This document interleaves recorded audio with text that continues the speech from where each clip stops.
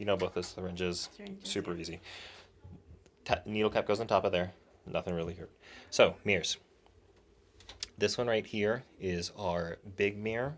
It does have a ruler on the back of it. The only reason I use this is when we're using the big sandblaster, because these are cheap and I don't care if they're not pretty. And then they're also really useful to like pull back the tongue or the cheek, so sometimes you'll be using it as well. So we'll call this either regular mirror or big mirror, okay?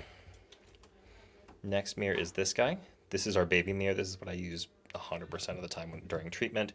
Every now and then I'll drop this, and while you're changing it out, you can hand me this big mirror. That's why there's a ruler on the back of it, so I can still keep working just in case. But this is when we say baby mirror, or this is what we're going for here, okay? Spatula, only used at the end, and it's just for you guys. I don't ever use that one. Blue thing, you'd already know this for the bite stick, so super easy there, okay? The plugger. There's two ends to this, so you have your flexible end right here and the fat end right here. You always hand me the flexible end towards the tooth, and that's when I'll do that weird sometimes where I grab it with two fingers and flip it, and that way I know what's always coming towards me, and sometimes you throw the finger ring on the ground. Perio probe, always towards the tooth, and then photo mirror. I use that at the beginning, sometimes in between if I ever want to take a picture of like pus coming out or an MB2 or things like that.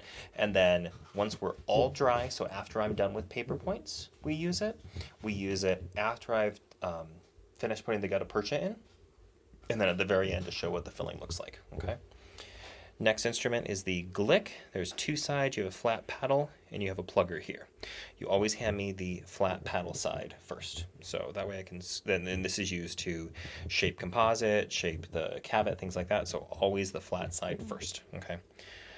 The next one is the spoon. The spoon has two different sides. It doesn't really matter which one you hand it to me to. I use this to flip the rubber dam over, and then sometimes to get stuff out from inside the tooth. So usually it's like a pulp stone or something like that when I'm asking for it, and just point it towards the tooth. Nothing too crazy about that. And then finally the Endo Explorer.